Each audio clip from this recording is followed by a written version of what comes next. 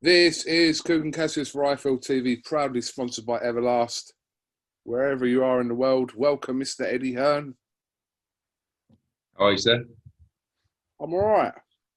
So, this is where I want to start. Where did you watch England-Denmark? I'm away at the moment, actually, and I watched it in a bar, and I had a few too many rum punches, to be fair. I don't actually remember a great deal about extra time, and then I think I was asleep by about sort of 7 o'clock local time, but it was a great atmosphere. Watched it with the family. Just brilliant, mate. Brilliant. I mean, good game of football. I thought. I actually went to the Germany game, and I thought first half, particularly the first half of the first half, we looked a little bit out of our depth, and then came on to the game. But I thought the game against Denmark was a good game, and obviously extra time, everything just buzzing, and now looking forward to Sunday. And I think it's given the country a big lift at a great time. And I think if we win on Sunday, it's going to be a very, very tough game. But I do believe we'll win the game. I think it just gears us up for coming out of this mess and just cracking on full steam ahead and just saying, look, we're England, we're fucking great. Let's get back to it and let's take over. So shout out to all the lads, done a great job. Shout out to Gareth Southgate, because many doubted him. Probably I was one of them, really. Did he ring you at any point during the Euros for any of your advice? The chats, yeah, he just sort of said, I think it was last week, he just said, just need a little lift, mate. If you could just do a little, motivational thing for 5 minutes.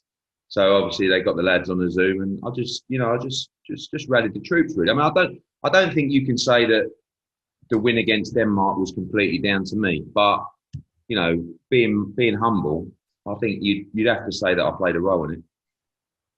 I spoke to the lads last night. By the way, anyone that doesn't get any sarcasm, that's all bollocks. By the way, so well, Roland, brilliant. I mean, like I say, I'm away. I could only imagine. It's actually we've got about 3 or 4 things to announce. And I just said, just hold off till early next week. It's just euphoria, isn't it? I imagine back home. So you'll be down the Boozer Sun, won't you? Or are you going to the game, or you got a ticket? No, do you know what? I was offered a place in a box the other day. But do you know what? I'm going to stick to where I've been watching the games all along, in my local, in Ramsden Heath. Shout out to Fox and Hound.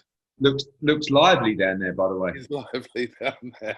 It is lively down there. But one thing I will agree with what you just said there, I think it has given the country a massive, massive boost in these times. And I think as well, like, I know obviously the restrictions remain, and it's not long now to the ease, but kind of feel like if you watch Wembley the other night, it's time. It's time to open things up, and I think this has been a great way to do that. And I think when things go back to normal, I think it will be hard for people.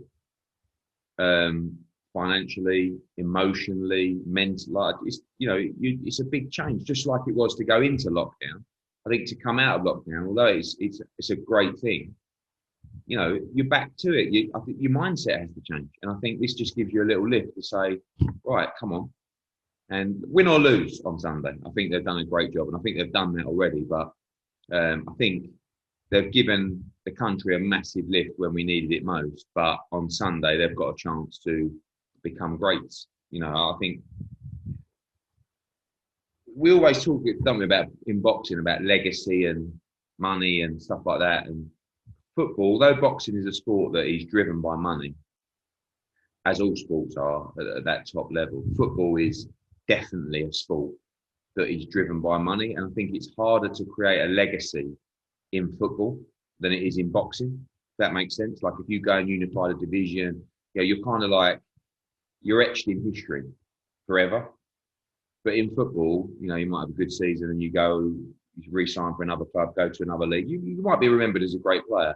But victory for the lads on Sunday that's legacy stuff, and that's stuff that like every member of that team and squad will be remembered by this country forever. They'll almost have freedom of the country forever, you know.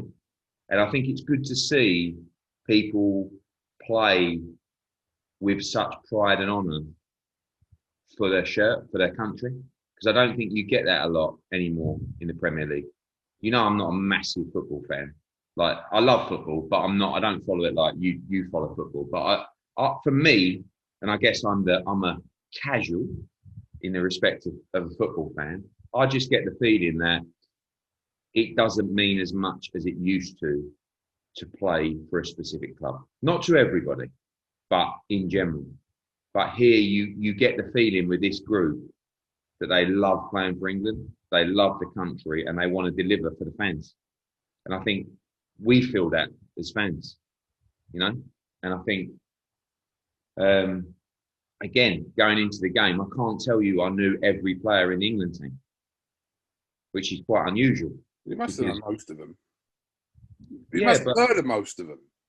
Yeah, I've heard of all of them, but I didn't know. Like, if you would have asked me to give you the entire lineup, every club they play for, you know, the season they've had, I couldn't tell you. But it's made me interested in, you know, I know some of the boys come to the fight, but I feel invested now as a fan. I feel like this team want to win for the country, for the fans, you know, for the legacy, for everything, and that makes me invested emotionally, even more so. Do you know what I mean? If that makes any sense still, I don't know, but it's just, you know, I think it seems like a great bunch of lads, to be quite a young group of lads that have a big career ahead of them still. And shout out to Declan Rice, by the way. You know, I think shout out to Declan Rice, definitely. Declan Rice, I met him at the AJ Pulev. What a great lad. I think he's had a great tournament. All of them. Sterling, Carl Walker, who I thought was exceptional the other night. Harry coming good. Pickford, who we know had a couple of nights out with Pickford after the fights in Newcastle, another top boy. Raheem Sterling, you remember the story I told when I was with a couple of kids on the beach in Ibiza and he took the time to have a kick up with them, and another great lad, Harry Kane, ex-Orient, obviously Orient, you know, made him the man he is today. All of them, mate, all of them. Grealish, who, the amazing thing about Grealish is, like, how has he not played more of the tournament with his ability? But has he moaned? You know, has he thrown his toys out the pram? You could imagine he's sitting there saying, you know, I should be starting. But everyone's just respected Southgate and said, I mean, look, should we talk boxing now? Because I am waffling on. Well, anyway, I think it's got penalties written all over it on that Sunday. So tough game, mate. England. But I would say this: it's our fucking patch. I know. Let's have it right. I mean, look, it's been. I'm not saying that we have benefited from playing some games at home. It is an advantage, but it's our patch. Don't let these fuckers come over here and turn us over. Send them packing. You know, I love the Zone Italy. We've got a show coming up in September, but fuck that. Let's turn them over on our patch. How did you manage to swing the Zone Italy into that? Anyway. All right. Well, that was good. That was a good 10 minutes on that. Okay. So, breaking news yesterday. This fight, I don't know if it seems cursed or not. I don't know. But Fury Wilder looks to be postponed. I don't think there's been an official confirmation of it, but obviously wide reports suggest that there is a COVID outbreak, including Tyson Fury and the Fury camp, which will mean that this fight gets postponed. So, yeah, thoughts on that first of all?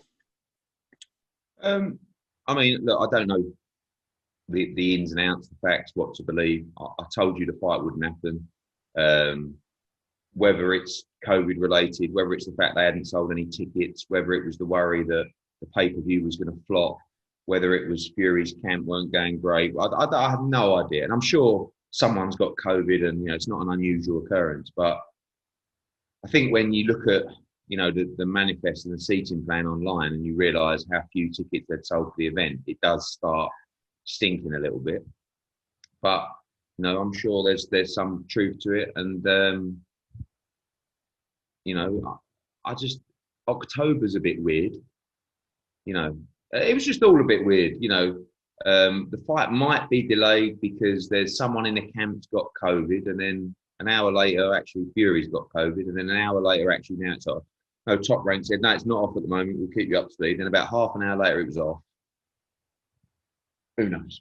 Who knows? I don't. You know, it's very difficult when you've had the kind of dealings that we had to just believe anything. So, you know, if he has got COVID, wish him all the best. Anyone that's got it, wish you all the best. I don't know why it's being delayed to October.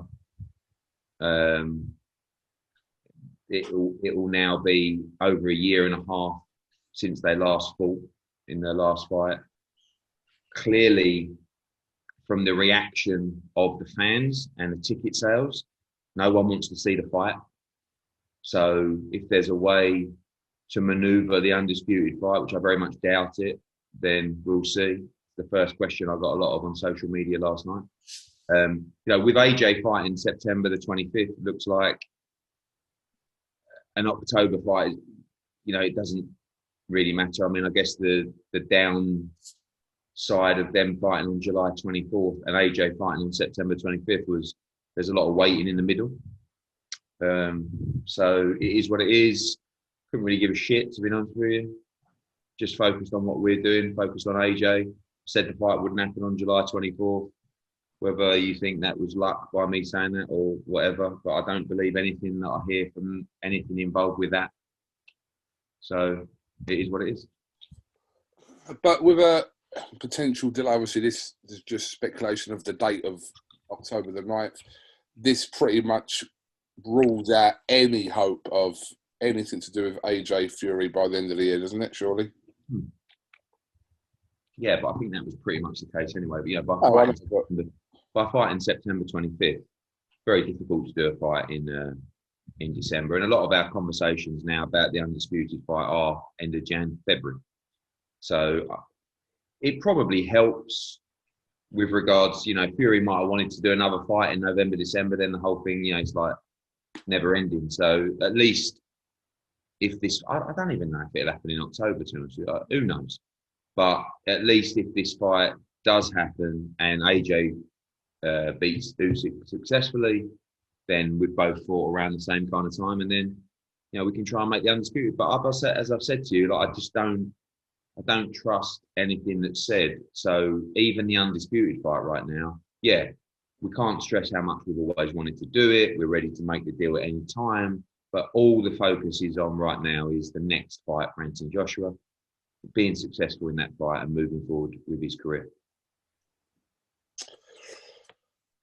Why did you chuck Dillian Whyte's name into this yesterday? I mean, that is about as unrealistic as anything, isn't it? 2 weeks away. What? It was just to reaffirm the fact that he's ready to fight Deontay Wilder at any time. What, at 2 weeks' notice? But he would fight him on July. No, I know he would, but sensibly, like going to a fight with Wilder. He's trained non-stop since the Povetkin fight. He's fit for 12 rounds. I spoke to him last night and I said, listen, I know it's unrealistic, but would you fight Wilder on July 24th? Do you want me to put it out there? And he said, fucking right. So that's why I posted it. Of course he's going to say that, isn't he? He'll fight anyone at any point. It's up to him. He's the boss. You know, so he will fight Deontay Wilder on July 24th. No problem. But of course, you know, me putting that out, wasn't tongue-in-cheek, but it was just to reassure everyone, as he's been waiting for about 700 years, he is ready to fight Deontay Wilder or fight Tyson Fury or fight for the WBC world title. So if this fight is in October, which is it's a huge amount of time. So Deontay Wilder's been training for 11, 12 weeks. If he wants an interim fight, Dillian Whyte's ready. Yeah, I didn't take it as tongue-in-cheek. When you put things like that, I'm assuming that he knows you're putting it out and he said to you whatever. I know you mean it, but it just seems I unrealistic. wouldn't put something out like that before speaking to a fighter. No, I know you wouldn't. I spoke to Dillian and I said, look, I want to, would you step in on July 24th? I said, I don't think they'll let you, but I'll put it out there. And he was like, fucking right. So that's when I posted it out. And obviously the reaction was huge. That fight's huge. I know. But if you couldn't make it in 5 years, how would you make it in 2 weeks? I mean, at some point, if you're Deontay Wilder and you haven't boxed since February 2020, do you want to wait another three or 4 months? And in a fight that may not, don't even believe. Honestly, the money, now they're seeing the ticket sales and and they know the pay-per-view buys. The money's so bad for that fight in terms of what Fury could have made in the AJ fight, but even with their expectations. So listen, whenever a fight is, there's a big fight and ticket sales and hype is bombing. When something gets pulled, we know the game. It's very cynical, that is, Eddie. Oh, come on. It's not, you're telling me, it's not always the case with that, though. I don't agree this is always the case. But, like I said, when you deal with certain people and you know how they work and you know how poorly something's going and you know the difficulty of the deal and what people have got to be paid, all I'm saying is, and I'm not talking about this situation, I'm just saying that in general, when something like that happens, sometimes there's something more beyond it. That's it. And I'm not saying anyone's lying. I'm just saying I don't really believe anything I hear anymore. So we'll see. Right. So if we're to assume that Dillian Whyte will be fighting at the end of August, so yeah, that's the plan, yeah. In America, obviously, 28th is a date that's been touted. Opponent-wise, has it been locked in, confirmed for him? We're just finalising negotiations with a couple of fighters right now, and we'll make that decision at the weekend. There'll be an announcement again. That's another one that, like I said, there's about 3 or 4 announcements we're due to make, and they'll all come next week after the football euphoria. But that is the plan for Dillian, is to box end of August in America. Likely to be Jermaine Franklin? He's one of the guys we're talking to, and Dimitri Salita and the team. Obviously, there's been a lot of backwards and forwards with Charles Martin, which has been a lot of fun. Yeah, and I'd quite like to see that fight. I don't think that's the fight for August, but that might. I think that I would love to do 2 fights with Dillian in America straight off the bat. End of August and then kind of November. I think they're going to love him out there. I think he's playing a little bit of a waiting game, as we know, with everything, but he's back on track now with a win against Povetkin. And whether that's a Franklin or a Cheney or a Charles Mine and an Areola and a Ruiz, these are the kind of fights over the 2 fights that I think would work well for him. And yeah, I think people would really enjoy him over there. Now, listen, I don't think he's looking at Charles Martin and thinking, oh yeah, but you can't ignore the back and forth, and I love it. I love that side of Dillian, and I'd like to see that side of Dillian in the fight again, wouldn't you? Yeah, I would. But for people that haven't really kind of kept tabs on Charles Martin since the Joshua defeat, he's done well. Listen, Charles Martin's a good fighter. He was 31-0 when he boxed AJ or something like that. 30-0, 25 knockouts, southpaw. He can punch. He had a very close fight with Adam Kanaki, and it was only really his start and his confidence where he didn't win that fight. Smashed, was it Washington, I think, and had a couple of good wins. He's a good fighter, and he's on a good run. It's a very dangerous fight. Awkward style, southpaw, huge he is. So yeah, but again, I think the issue, with Dillian, it's just I want to do something different for him, because he's been fighting these tough fights in the UK for a long time, and I want to grow him in the American market. I think he's got a big future. I think he's got the ability to fight all around the world.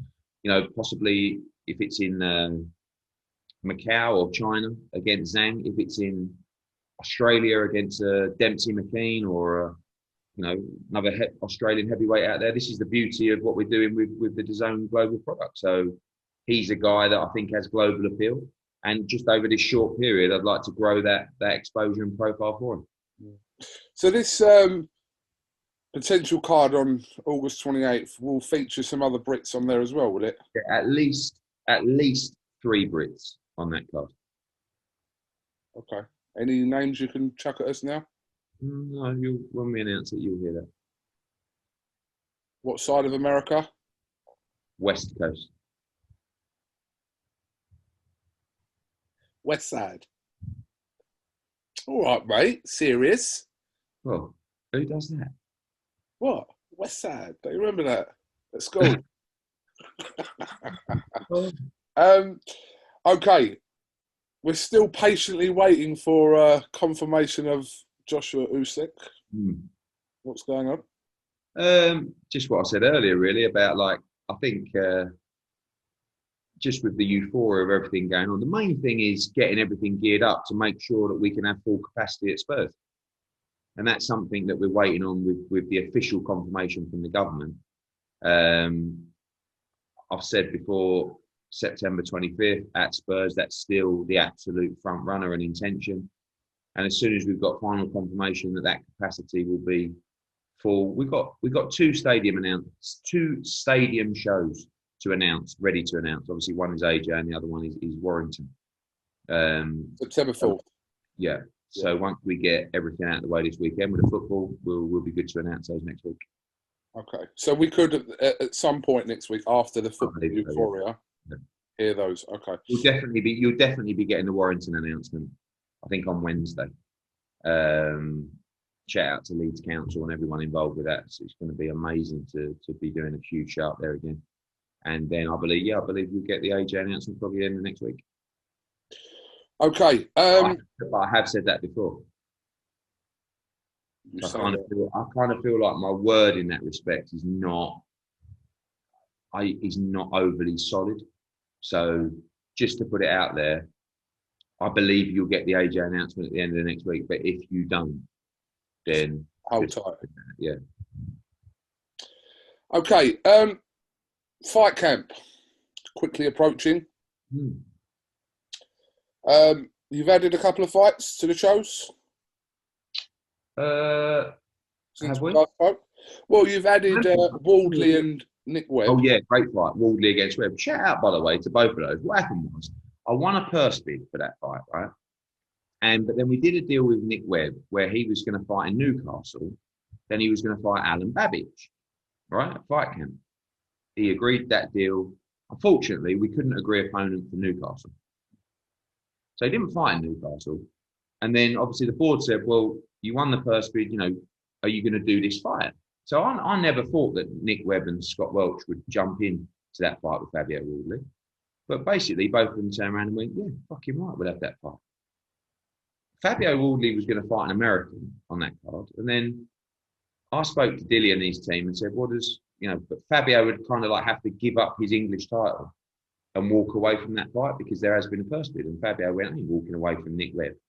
And it was like that. And I love the fight. I think it's a fantastic fight. So that's one fight we've announced a fight camp. I can't remember like the last time we spoke, but we have got another world title fight that we will be adding to fight camp. Well, we know. So can I tell you what the rumour is and you go, maybe? The rumour is actually we're waiting to sign the contract. So that's why we haven't announced. Is that Lee Wood and Kanzu? It is Lee Wood against Kanzu.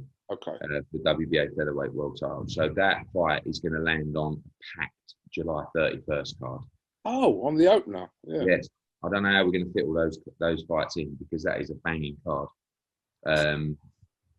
We're just waiting with Golden Boy to finalise the last piece of the contract. So I would expect, again, an announcement for that next week. But that fight looks like it's done. Massive opportunity for Lee Wood. Massive opportunity for Lee Wood. Because really, Kanzu's looking at the winner of Warrington against Lara. So if Lee Wood was to win that fight, you're right, mate. You got an Amazon? Someone's at my door. Hold on. Jesus Christ. I reckon it's a pizza. Like some kind of retro England shirt. Yeah. Sorry, Ed, one sec. Jeez. Or an inflatable, maybe like an inflatable pool. for the Garden.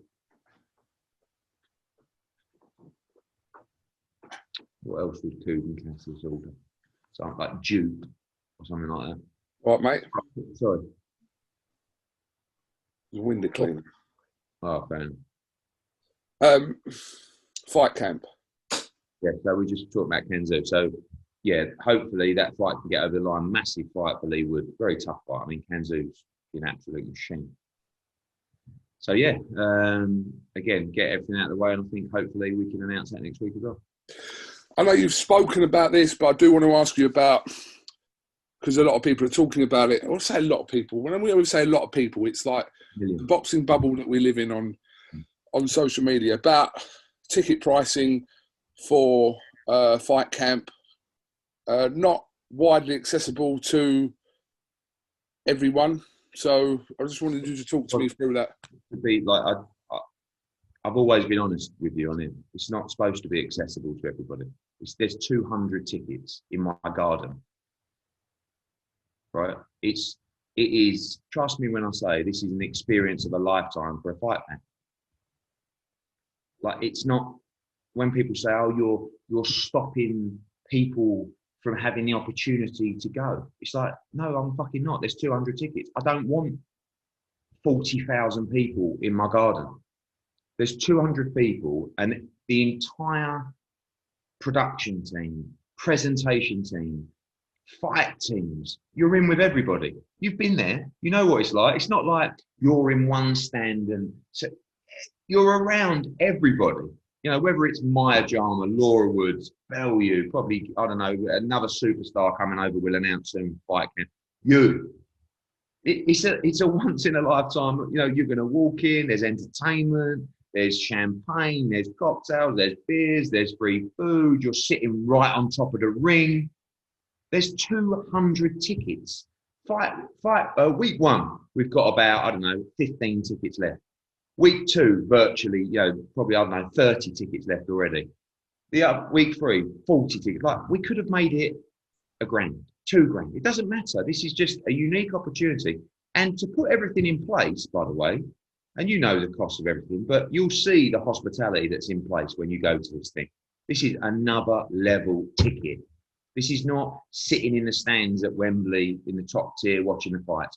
This is in the Matchroom HQ Garden with the creme de la creme of the boxing world, amongst an 8-9 fight stacked card of championship boxing in our garden. All right. So I'm sorry that the country doesn't have access to this unique, small, just high class event. But that's what happens sometimes when you do, a high end event. Sometimes it's limited to a certain capacity, and that is the capacity.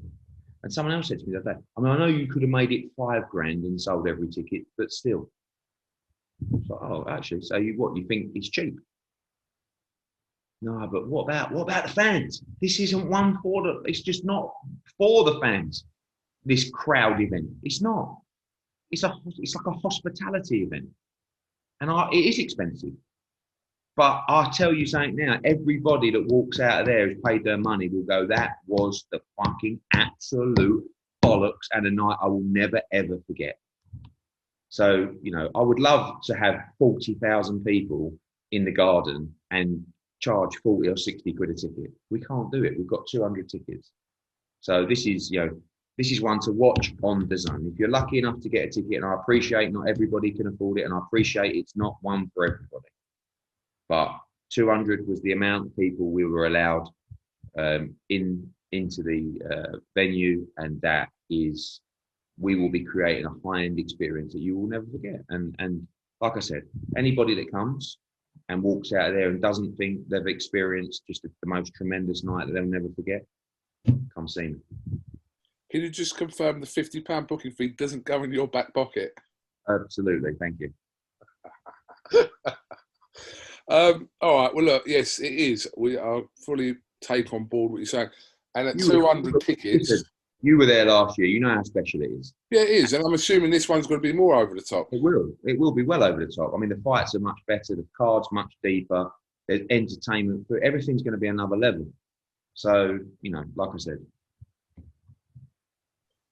Okay. I've also heard you say that a few tickets you will be giving to NHS as well. Where, you know, we have the conversation all the time. People say, you said that you'd give 200 tickets to NHS. I will. As soon as stadiums are open in their proper capacity, every one of our shows will have 200 tickets for NHS. And I think open that up to key workers as well, to be honest with you.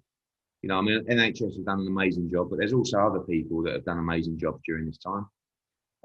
So the first event that will be open up is Leeds, September the 4th. And that will be, but for this one, we will be giving tickets away as well to NHS, and there'll be details that drop in about how you can enter that. I'm astounded that people would like listen or read you making this statement last year about doing that, and then suddenly going, do you know what? Don't worry about that. Like, that's what people think, that you just said it and then won't do it. Don't say that, because then people will accuse you of brown nosing me. Do you know what I mean? So no, if you're all I'll say about you, right, is that if you're gonna make like a thing of saying that you are giving whatever, however many tickets, 5 tickets, 10 tickets, 200 tickets, I expect you to do it. Of course, I can't not. I've said it. No, that's what I'm saying. That's not. But also, at the same time, people can't expect me to give, you know, 100% of the tickets away. Like in this situation, like we've got 200 tickets. Why aren't you giving those 200 to agents? Because we're trying to make the numbers work of a show. Now, when we go back to full capacity, absolutely 100%, I will do what I've said I'm going to do. So, but people just fucking moan, like it's unreal. I see some floating around. Oh, look at this. Let's replay the interview and just check every word that he said. Go onto the website. You see what we said. Once stadiums return to full capacity, then we will be doing this. Not when we've got 200 people in. So anyway, it is what it is. Okay. So after the 25th of September, after Aj-Usyk, your plans for October? So we have got, like, one of the reasons I'm just getting a little bit of R&R now is because we've got the most disgusting run of shows coming up. Like, disgusting, great, but from a workload perspective, it is unbelievable. So, and that really starts on July the 31st with the first week of Fight Camp, August 7th, second week of Fight Camp, August 14th, third week of Fight Camp, August 20th, we will have a show in Mexico, our second show with Canelo and Eddie Reynoso, August 28th, LA, September the 4th, Leeds, September the 11th, Bilbao in Spain, September the 8th, most likely Canelo 18th, most likely Canelo Alvarez, or vice versa with the 11th. September the 25th, Anthony Joshua against Usyk. October the 2nd, Italy. October the 9th, Liverpool. That'll be our first show after Leeds back in Liverpool. October the 16th, hopefully Chocolatito against Estrada. And then October the 23rd, another UK show, but that's where we're up to at the moment. So basically, we have a show every week for, I think it's 15 or 16 weeks. And my aim is to make sure we have a show every weekend from July 31st to Christmas. Wow. And guess what? Go on, mate. Every one of them will be live and exclusive on DAZN all around the world, including the UK. I thought your announcement went pretty well the other day. Really well. I mean, I know that you're always going to find people who are going to find a reason to moan and not be happy about, or just because they've got an agenda.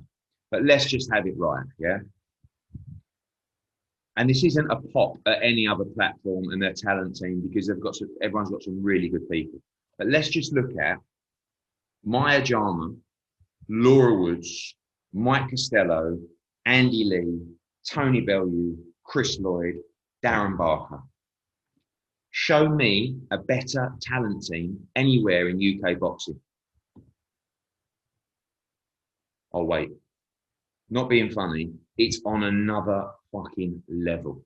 And that, by the way, is not the end of it. there'll be individual people that will be brought in for weeks as well. So it is just that it's got everything. It's got, you know, the freshness of Maya. It's got the, you know, the sports presentation savvy and the popularity of Laura Woods. That went down so well. It's got the best commentator in the sport, in my opinion, in Mike Costello. It's got probably, I think, unsung hero, really, of boxing commentary is a good way to say it, in Andy Lee. You know, Bellew, I think, one of the best presenters, one of the best analysts out there. Chris Lloyd is the future of boxing broadcast, just a tremendous presenter, commentator, analyst. Darren Barker, you know, those two work so well together. It's a brilliant team, and I'm really proud of it. And you're going to see on Fight Camp how good this all is. And I can't wait. I can't wait to announce Leeds. I can't wait to announce Liverpool.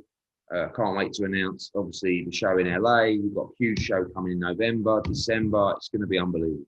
What date's Liverpool again? October the 9th, we're looking at. Which would be the same... Fury Wilder.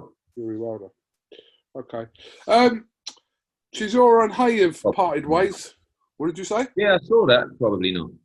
I saw that. We're just finalising. We've been talking to both of them, but obviously now Derek just trying to finalise his next fight. I would like. Sorry, Parker. Like to do the Parker rematch. You know, I felt that was a very close fight and a good fight, so I'd like to do that for October, November. And yeah, I think you know Derek and David had a great run. I think they were really good for each other. You know, I think although Derek probably drove Dave mad. Like, I think it gave him a little lease of life for boxing. I think Dave put a lot of time and effort into the promotion and the training of Derek. And, you know, brought him, he really, you know, at a time where he might have been on the way out, he brought him right back into the mix. And although he lost against Usyk and Parker, both were close, particularly the Parker fight, which could have gone either way. So I think he's still fresh, he's still exciting. And hopefully we can be part of his next move. Hughie Fury. I've asked you a couple of times about when he could be potentially. You've mentioned he could be on the Aj-Usyk card. Yeah. Has a fight been sorted out for him? No, we've spoken to the team, and that's the plan. That's the date we've got for Hughie Fury. They're looking to have one good, solid fight, and then go straight back into the championship mix. So he boxed. He boxed on the last AJ card as well. So that's what we're looking to do. September 25th for Hughie Fury. Let me ask your opinion about Sam Jones and S-Jam's new signing, Darius Fulgham. Obviously, you'll be aware of him, #1 rated heavyweight, who's actually going to campaign at light heavyweight as a professional. What do you know about him, Ed? Not too much. I've spoken to Sam about. I've heard of him before. Looked into him with our sort of US scouts. Very talented fighter. You know, we're going to talk to Sam if there's something perhaps we do with him. Great signing for Sam, you know, to move into the American market, and you know, a good statement from them because they don't really have the presence in America yet. Yet they've picked up a top young prospect who obviously a lot of people were probably sniffing around. So good move for those guys, and we'll probably have a conversation with them over the next couple of weeks to see if we will be involved in the young man's future. Okay. Devin Haney. So Devin Haney's not re-signed with...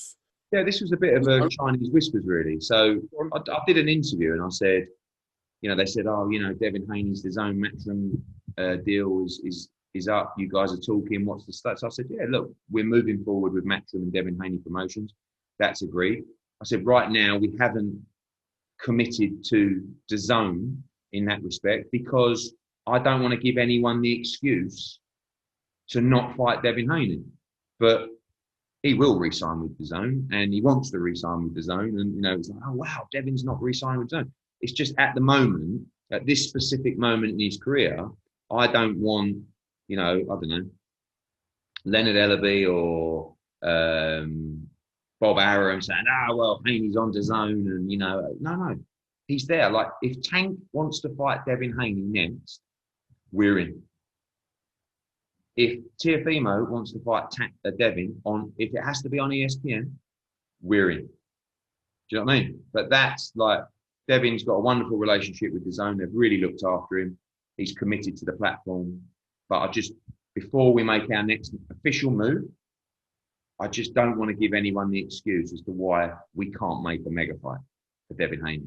There's a fight going on tonight, also live on the Zone, Golden Boy show, which is Jojo Diaz against Fortuna. Really good fight, which is actually for the mandatory position for Devin Haney. So if we can't get one of those big fights, that will be Devin's next fight. But it's not a case of Devin Haney we haven't made Devin Haney an offer yet from the Zone, because I just want to just wait and consider the options and make sure that if we have to have a one-off mega fight, we have the ability to do so.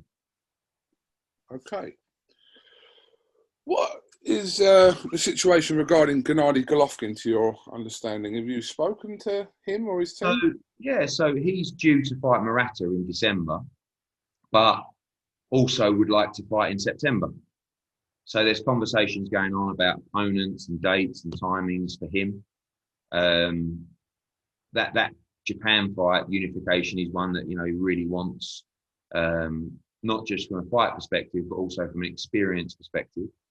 But there's a couple of fights that are being mentioned and discussed about September right now with the Zone and us and Gennady, and I'm sure if that comes into fruition, there'll be an announcement in due course. On a separate date and card to Canelo?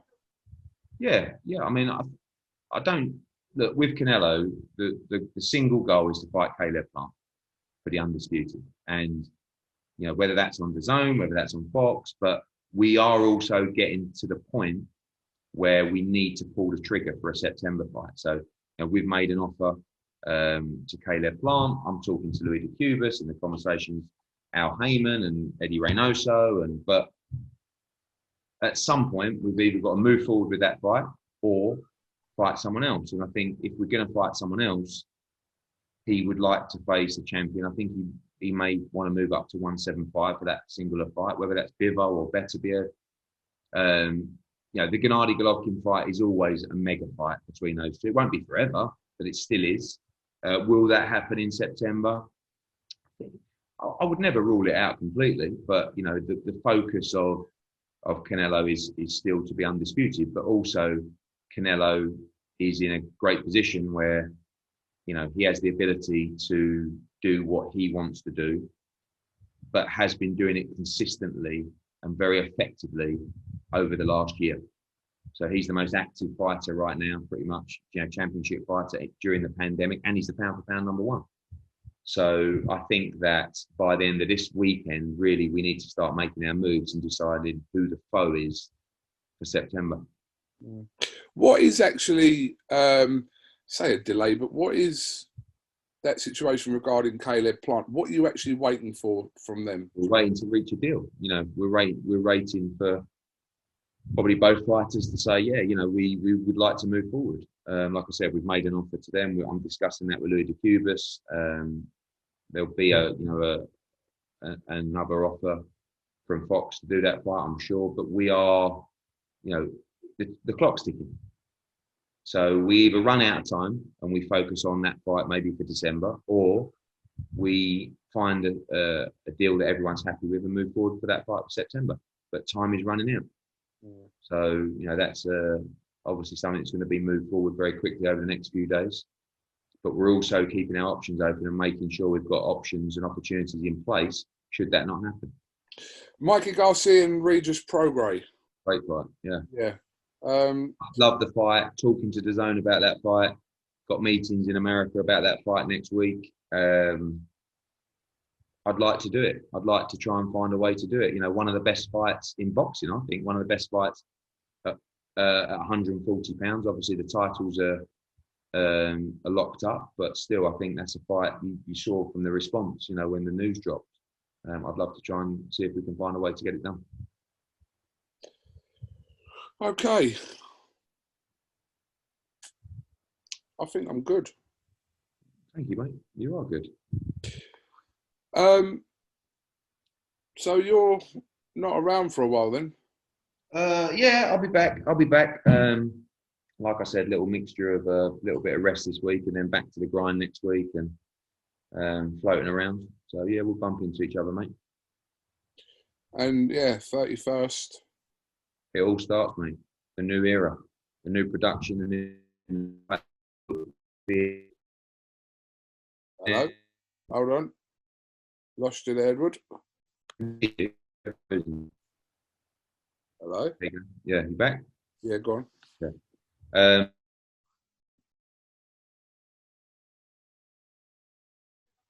More action, more fights. You frozen again, I think.